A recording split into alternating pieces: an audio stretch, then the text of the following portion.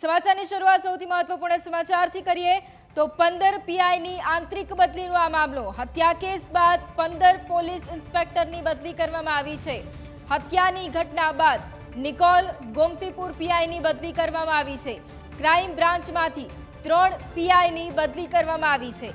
અમદાવાદમાં પોલીસ ઇન્સ્પેક્ટરની આંતરિક બદલી કરવામાં આવી છે। तो 15 પીઆઈની આંતરિક બદલીઓ કરવામાં આવી છે। સંવાદદાતા મિહિર ફોન લાઈન પર છે।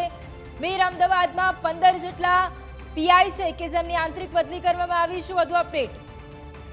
વૈભવી, અમદાવાદ શહેરમાં રથયાત્રા પહેલા જ આંતરિક બદલીઓ જે પોલીસ ઇન્સ્પેક્ટરની છે તેમની કરવામાં આવી છે।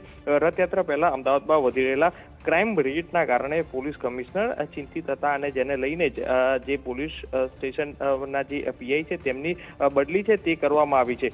પોલીસ નિષ્ક્રિય કેવું છે તે અધિકારીઓ નિષ્ક્રિય વિભાગમાં એક ચર્ચા હતી, તેવામાં જ 15 જેટલા આ પીઆઈઓની જે આંતરિક છે તે બદલી કરવામાં આવી છે। ગોમતીપુરમાં જ તાજેતરમાં જ 2 જેટલા ડબલ મર્ડર છે તે કરવામાં આવ્યા હતા। તેના જે પીઆઈ હતા ચિન્મય દેસાઈ, તેમને બદલી અને વિશેષ શાખામાં બદલી કરવામાં આવી છે। ત્યારે નિકોલમાં પણ ફાયરિંગ બાદ મર્ડર અને તેના નિકોલ પીઆઈ જે કીડી જાટ હતા તેના વિરુદ્ધમાં જે પીએસઆઈએ આક્ષેપ કરતી ફરિયાદ છે તે પણ કરવામાં આવી હતી, જેને લઈને વિવાદમાં આવ્યા હતા, જેને લઈ તે નિકોલ પીઆઈની પણ બદલી કરી અને તેને કંટ્રોલ રૂમમાં મૂકવામાં આવ્યા હતી। સાથે જ ક્રાઇમ બ્રાન્ચના 3 જેટલા પીઆઈની બદલી કરી અને તેમને સાઇડ પોસ્ટિંગ આપવામાં આવ્યા છે। એટલે હાલ તો ક્રાઇમ કંટ્રોલ ના આવતા જ રથયાત્રા પહેલા જ 15 જેટલા પીઆઈઓની જે બદલી છે તે કરવામાં આવી છે। આની સાથે જ 25 જેટલા પીએસઆઈ છે તેમની પણ બદલી છે તે કરાઈ છે।